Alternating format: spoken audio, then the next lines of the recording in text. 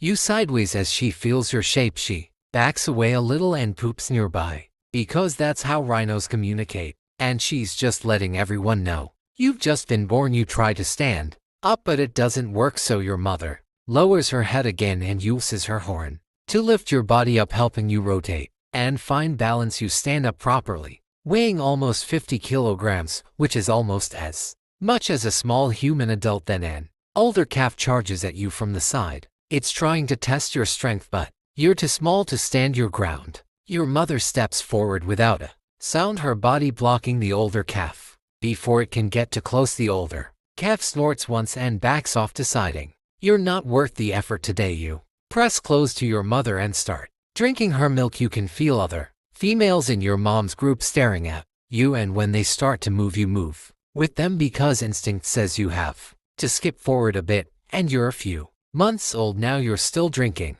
milk, but you're starting to eat the grass around you. At first it's just curiosity. Your lips tug at the blades, but nothing happens. Your gut isn't ready. You chew and chew, but the tough fibers slip past your tongue and you swallow air and dust. More than anything else, you watch your mother eat constantly. Grass, twigs, bark, she eats it all, and her gut, full of bacteria, helps break it down. But yours isn't like that yet. You copy her anyway. You press your lips around the stalks and rip at them, but it tastes sour and your teeth feel like they might snap. Other calves around you are better at it. They are bigger and stronger. They chew right through the thickest grass, and they don't even seem to notice you trying. Your mother doesn't offer milk as much anymore. She's too busy eating for herself. Sometimes you play fight with another young rhino. You drop your head and push horns, knocking gently in practice. Neither of you really want to hurt the other, but the game feels like something you need to learn. You push back and forth until one of you steps away, breathing hard but still in herd. You learn that no one waits for you now. One feeds you for free. Every mouthful is yours to fight for. Now grass has almost no calories, but you keep chewing because that's what your body tells you to do. You're 2.5 years old now. Your mother has a new calf growing inside her, and she doesn't have time for you anymore. One morning she pushes you with her horn, not hard but clear enough for you to understand. You try to move back to her side, but she pushes again, and then she just starts walking. You watch her walk off with the herd, following the older females while you're left standing alone. You try to follow, at first trailing behind just far enough that she doesn't see you, but each time she senses that you're near, she turns around and pushes you away again. You keep trying for days, shadowing her steps, but she never looks back. She doesn't push you with anger, she pushes you because that's the way things work around here. So you stop, you stand still and watch the herd disappear while the space around you grows quiet. Then you turn and walk in a new direction. For the first time you have no one to follow, no horn to shelter behind, but you push through and move slowly, testing every patch of grass before you eat, stopping at every water hole to smell for crocodiles. One afternoon you pose at a pool. A whyitsuck steps out of the mud, shaking water from its bristled back. It sees you and freezes. You don't move, and neither does the whyitsuck. You watch each other for a while, not sure what the other will do. Then it snorts and lowers its head, pawing at the dirt. The movement is sudden and loud, and without thinking you drop your horn. The whyitsuck charges at the same time, and it happens in a blink. Your horn drives straight through its side. It squeals and twists, but it's already over. You pull back, watching as the whyitsuck collapses in the dirt. The life in it leaves fast. You don't know what to do. You stand there for a long time, staring at the body and the blood on your horn. You learn that not everything that moves wants to hurt you, but you're built to kill when it happens. Anyway, at night you stand under a tree, your head low, listening for anything that might come. You learn to read the ground, the smell of fresh dung, the mark of another rhino's horn against a trunk. You keep moving, not because you're hunting for something, but because instinct says you have to. You're young and alone, but you're not lost. You're just learning how to be your own rhino. Skip forward, and you're 5 years old now, bigger, heavier, and nearly weighing a ton. But you're not safe out here. Nothing is. You're grazing near a dry riverbed, head down as you tear at the grass. The sun burns hot on your back. Then you feel it, a ripple of movement in the shade. You turn your head and see them. It's a pride of lions crouched low, watching your every move. They move slowly, patiently, pressing towards you with each quiet You step back but the ground softens as you walk closer towards the river's edge. You smell the water and the crocodiles. One lion steps forward. She lunges claws out and you react. You drive your horn up and her body lifts clear off the ground. You swing your head hard. She lands in the river with a splash. The water breaks open with crocodiles. They lunge, tearing her apart. You swing your head back around. Another lion charges. You lower your horn and catch him in the shoulder. He pushes back, clothes scraping across your skin, but your horn cuts deep. You swing again, knocking him away. He falls sideways and rolls to his feet, blood running down his leg. He doesn't come back to. More lions close in from opposite sides. One rushes first with its teeth bared. You meet her hidden, slamming your horn into her side. She grunts and pulls back, but you twist and drive your horn deeper. Then she goes down, kicking once before she goes still. The other lion comes from behind. You turn and swing your head, but his teeth clamp around your neck. You slam backward into him, your horn scraping his shoulder. As you shove him away, he backs off for a second, and then he runs. The last lions turn and vanish into the bushes. You stand still watching them go. You snort once and stamp your foot. The river is quiet now, the water red where the first lion fell. The crocodiles slip back under the surface. You watch them go, then you turn and walk away, your horn wet with blood, leaving the river and the broken ground behind. You're 12 years old now, no longer a calf and no longer following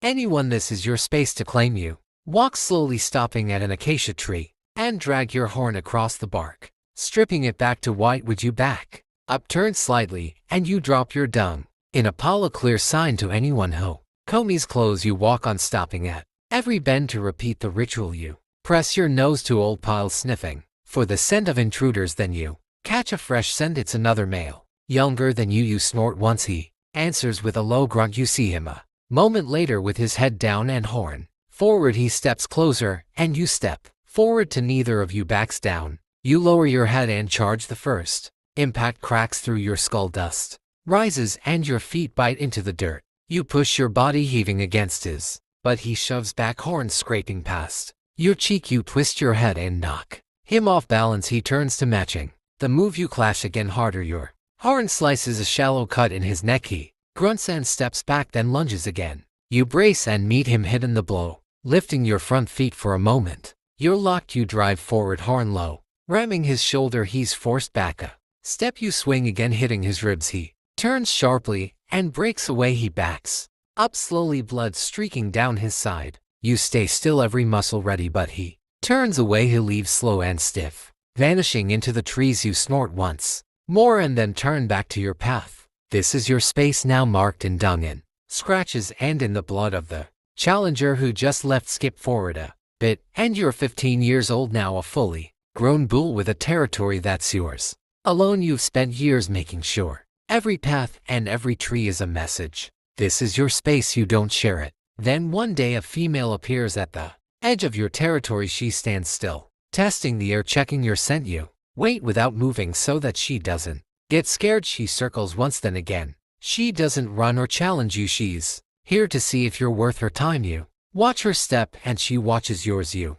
scrape your hoof across the dirt, sending up dust and scent. She flicks her tail and turns sideways, showing you her full profile. You take a step forward and she doesn't back away. The ritual begins. You push and circle, each of you testing the other. She shifts her weight and you match her. You touch her shoulder with your horn and she bumps you back. Now aggression, just the quiet weight of two bodies, seeing who will move first. You keep circling, you keep touching horns and pushing back. It's not fast, it's not loud, it's patient and steady, and it can last for hours if it has to. You don't rush, she doesn't either. You're both too old to waste effort. Eventually she stops. She stands beside you and doesn't move away. You stand still to holding your place until she's ready to leave. When she does, she doesn't look back. She just turns and walks off, moving back into the trees. You watch her go, but you don't follow. This land is yours and you stay where you are. You drag your horn across the bark of a tree, leaving a fresh mark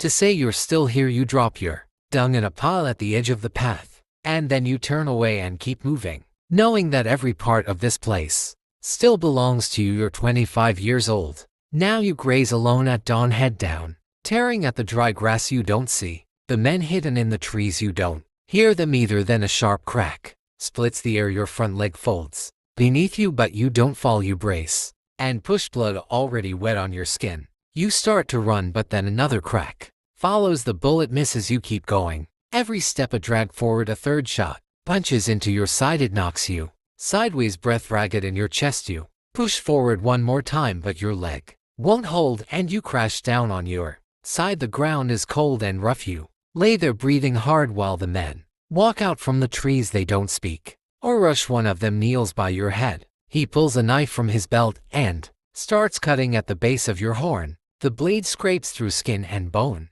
sawing in slow strokes. Blood drips down your face. You feel the knife, but you don't move. Your body is too heavy to lift anymore. The horn cracks away in pieces. They push the fragments into a canvas bag, wiping the blood from their hands. Rhino horn sells for thousands of dollars. It's ground to powder and sold as medicine, even though it does nothing. Some of it is carved into handles for knives, and some of it is kept as trophies. The men don't take anything else. They turn and walk back into the trees, the bag filled with what they came for. They'll leave you in the dirt, and no one comes back. The flies find your blood first, crawling across your skin. As the sun climbs higher, your horn is gone, worth more than most men earn in a year. But your body stays behind, half covered in dust. You don't stand up again. You don't move. You're just another piece of this land, now fading back into the ground. Life as a white rhino might be rough, but there's another animal out there that has it way worse. Trust me, it's wild. Check out the video and see for yourself.